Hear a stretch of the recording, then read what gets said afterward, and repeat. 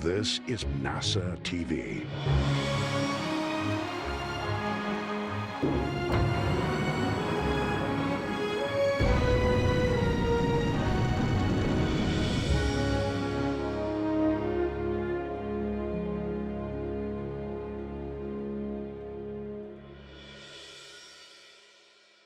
You're looking at the Crew Dragon spacecraft and Falcon 9 rocket set to carry 3 American astronauts and 1 Japanese astronaut to the International Space Station in just a few hours.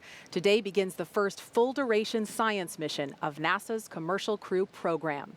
At 7:27 p.m. Eastern Time this evening, NASA astronauts Mike Hopkins, Victor Glover, Shannon Walker, and Japan Aerospace Exploration Agency astronaut Soichi Noguchi will lift off from this historic launch complex 39A at NASA's Kennedy Space Center and begin their 6-month journey in orbit. This mission, known as Crew 1, will be the first American-launched mission with astronauts aboard since the Demo 2 test flight this past summer. Here's our first live look inside the suit-up room. Wow, it is so exciting to see this, isn't it? All 4 of them. Yeah, it's just, okay, so there's a look at Commander, that looks like Mike Hopkins. Yeah. So each astronaut has an assigned crew team member to make sure they're part of our suit-up team. And that suit-up lead or assigned crew member is essentially responsible for communicating any feedback, making sure that we're getting thumbs up, verbal goes, that everything is fitting well and is comfortable.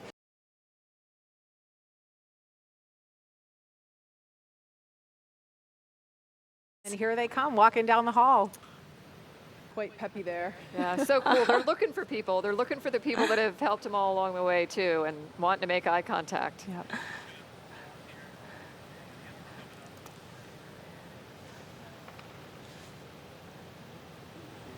That banner behind them in the elevator holds the signatures of many of the team members who worked so hard to make sure that this spacecraft and rocket is as safe as possible for this crew.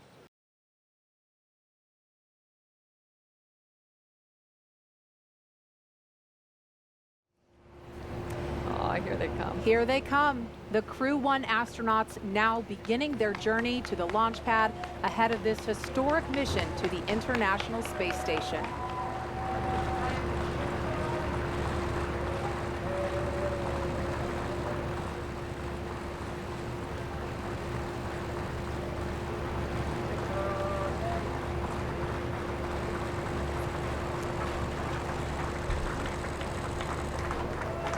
Outside the ONC building, we have friends and family gathered there for final goodbyes prior to liftoff with our astronauts.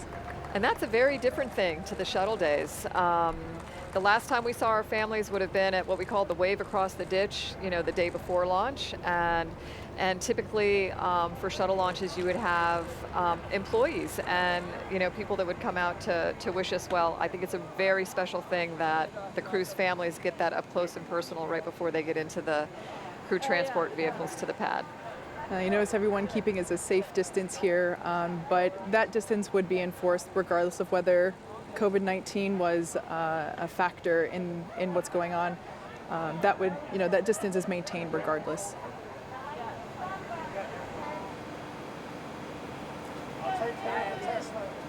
I can't get a good read at the license plate this time, but I remember for Demo 2 they said ISS bound. Yeah, that's good. I think another one might say later Earth. This is Core on countdown 1 for timeline. The crew is departing for the pad on schedule. All right, so we just heard the call out from the Core that the crew is departing for the pad, and they are right on schedule. Again, they are leaving the Neil Armstrong Operations and Checkout Building, now beginning a 20-minute ride, 20 minutes or so across NASA's Kennedy Space Center. They're going to drive right behind where we're sitting. We can't wait for that. And out to Launch Pad 39A.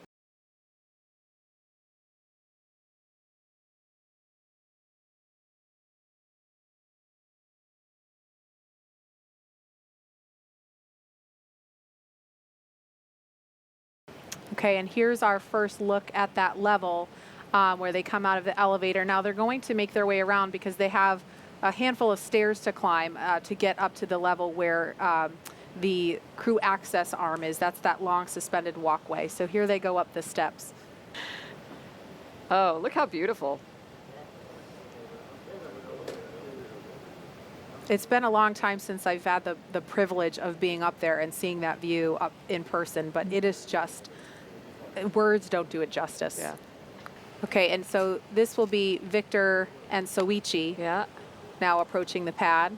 So Mike and Shannon got a head start. Victor and Soichi are making their way to the elevator now. I wonder if they're going to stop and they gotta strain, or maybe they've already done that to get a look up. And you know, we're having a lot of fun here. We know the crew is having a blast. There they are. Again. I knew they were going to do it. Here's a look inside the crew access arm from the inside. I love this shot. Yeah. You know, when this was being designed, it was definitely a forward-thinking design that we went with. We really wanted it to encapsulate the experience of the next era of spaceflight, really wanting to make it look futuristic, as with the suits and the capsule itself. We now see Shannon adding her signature to the wall. So in keeping with tradition, we painted this room white, and the advanced team, once again, I'll talk about them. Part of their responsibility, also making sure that there's a Sharpie on hand so that crew members can add their names to our signature wall. Bob and Doug did this prior to their flight, and I love that this is really the last thing you do before you get in our spaceship. I just love that there's an opportunity, and I'm really looking forward to seeing the list of names grow over time. Hi. I feel like he's watching us.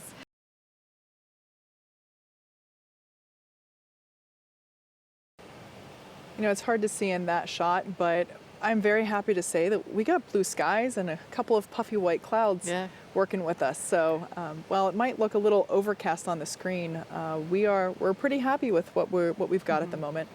And you can see the little shadows of them moving along through the windows into the white room. Almost there.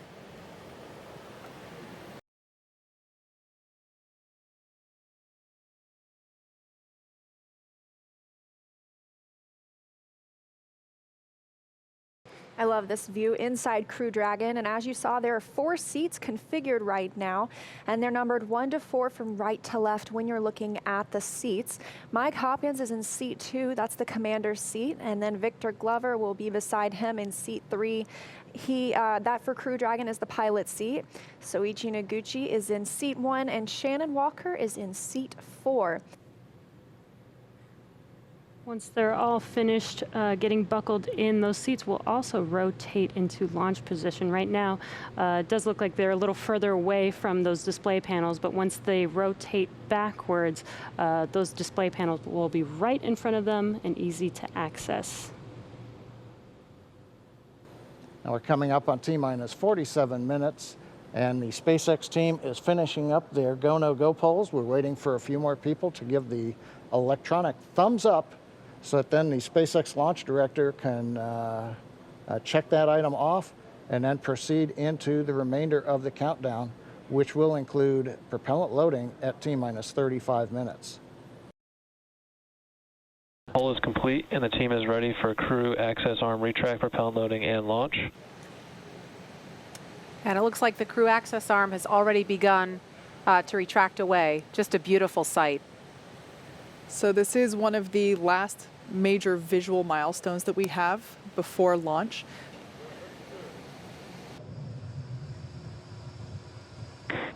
Stage 1 fuel load is complete. Okay, right on time, and a great view of Dragon. Sitting on top of the Falcon 9 as we're continuing to load liquid oxygen onto both the first and second stages. The RP-1 kerosene fuel is now completely loaded on both Stage 1 and Stage 2. All continues to go well, just under 6 minutes to launch. Dragon is in configure for terminal count. Dragon is on internal power. Falcon 9 propellant tanks are pressurizing for Strombeck retract.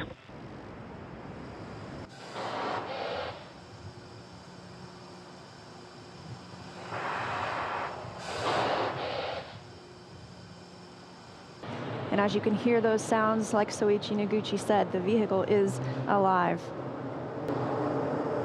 Dragon 8 countdown. FTS is armed. Falcon 9 is a startup and is now controlling. 50 seconds now until liftoff. That FTS you heard is flight termination. Dragon, SpaceX, go for launch. SpaceX, this is Resilient. Roger, go. Go for launch, and at 37 seconds, the International Space Station flying over Kennedy Space Center. All for one, Crew 1 for all. Crew Dragon poised to go catch it.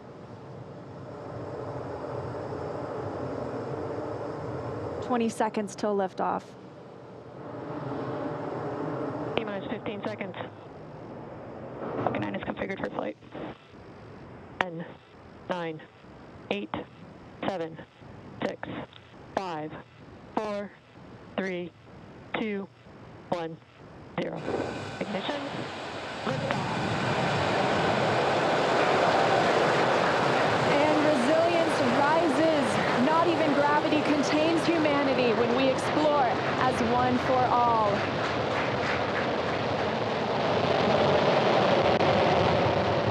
M1E propulsion is nominal. That's the word we want to hear. Stage 1 propulsion is nominal.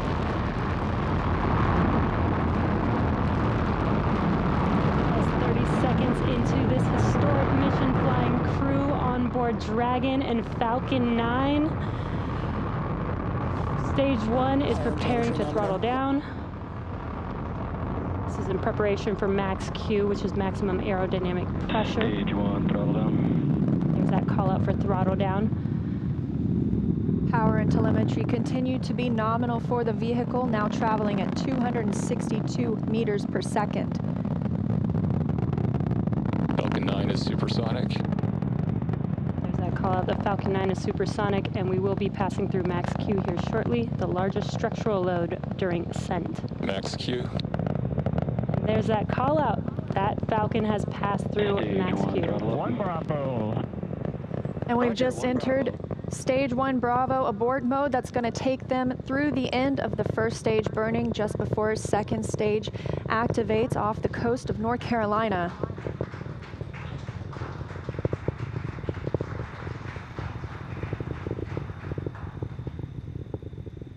T+1 minute and 40 seconds into flight. Dragon and Falcon 9 traveling 709 meters per second. That call that MVAC chill is underway, the Merlin vacuum engine.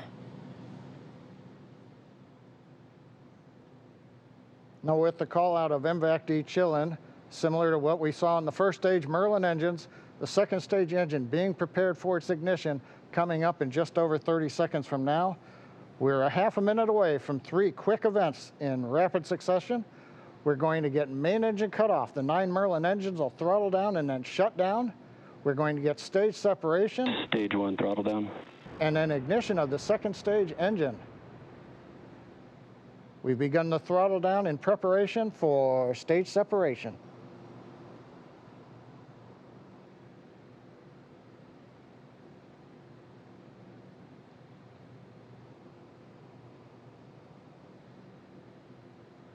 And we have 2 Alpha. Stage separation confirmed.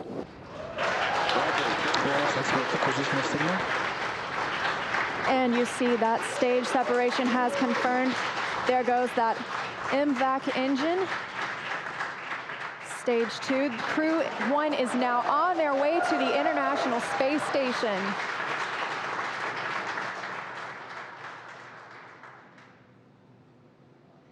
On the right side of your screen, you see stage 2 continuing to burn. Over on the left-hand side is stage 1 preparing for its return to Earth.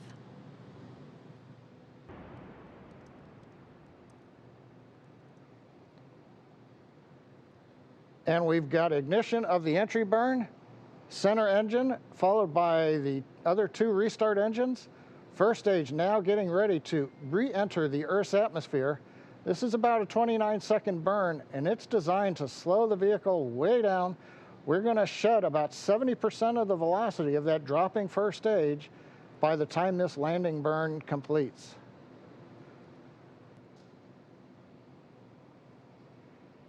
MVAC shutdown. And we've got shutdown of the second stage engine on time. Dragon SpaceX, nominal orbit insertion. Launch escape system is disarmed. And SpaceX copies. And Leah, the words we like to hear, a nominal orbit insertion. That's right, John. Nominal orbit insertion, as we mentioned, stage 2. Oh, looks like some action on stage 1.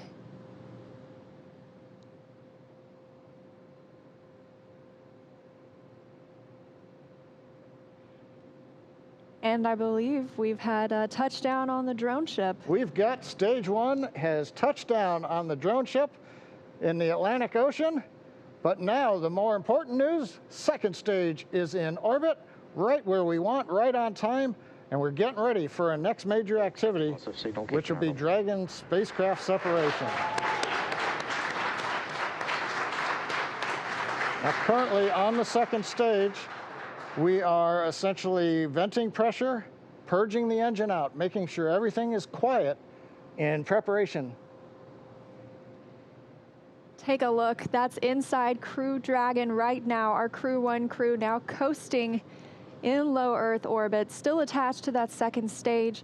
In just a couple of minutes, we should see that second stage separate and Crew Dragon will be flying free.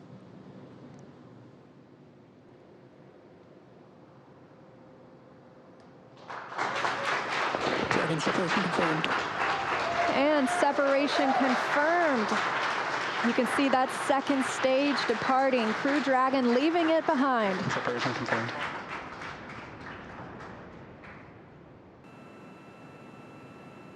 Confirmation from teams on the ground and the crew. You can see them monitoring those 3 display panels, monitoring their journey to the International Space Station and where they are in the world right now, or over the world, I should say.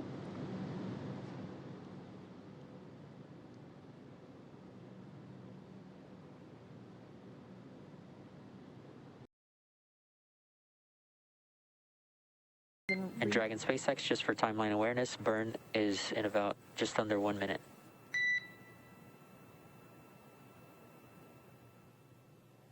And copy that. We see it starts in 40 seconds. And just for your awareness, both MS-1 and pilot are out of their suits, and they're getting them strapped into their seats this time. Copy all.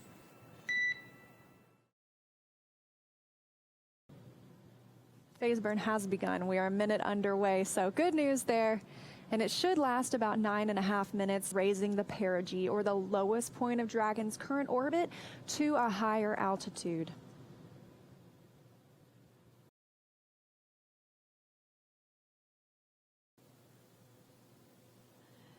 And as you can see live, they have now revealed to us the 0G indicator, and it looked like a little baby Yoda.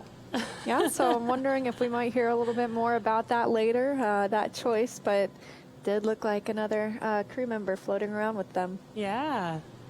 Very cool to see them as they're actually coasting to the International Space Station. Yeah, first 4-person capsule that has ever flown, and so that's another big first for the mission.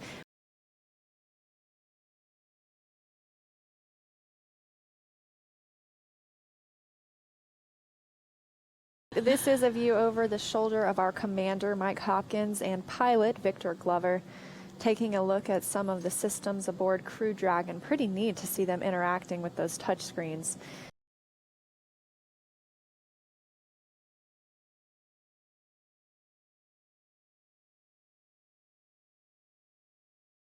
We've got Baby Yoda on board trying to take a seat right now, I guess. I know, I think that's Victor Glover's seat, so hope he doesn't mind. Maybe Baby Yoda's trying to pilot the vehicle. But some pretty cool views. The crew members are hanging out, quite literally, as they coast to the International Space Station.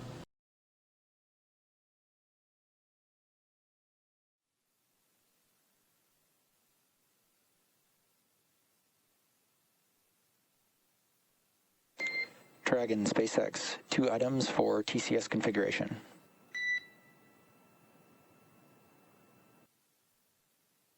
And go ahead for TCS config. Dragon, for the TCS Loop Bravo caution, this alert was due to configuring the warmer mixing mode. We were slightly too cold prior to that transition. We plan to clear the alarm status and bring both loops back to the nominal configuration.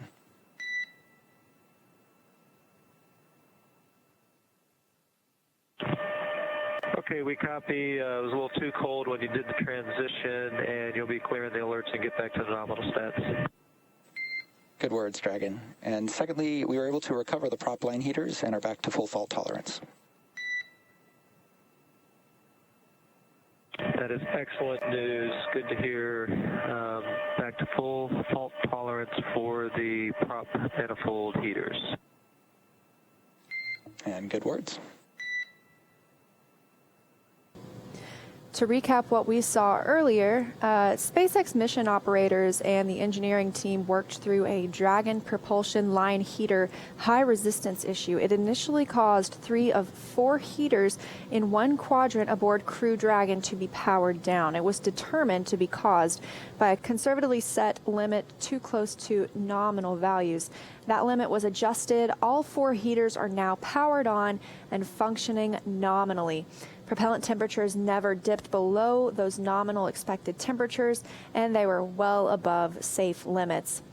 So Crew Dragon continues its journey to the International Space Station running smoothly, and we are still standing by, still covering this mission, but great news for now that those issues have been recovered and our crew continues its journey.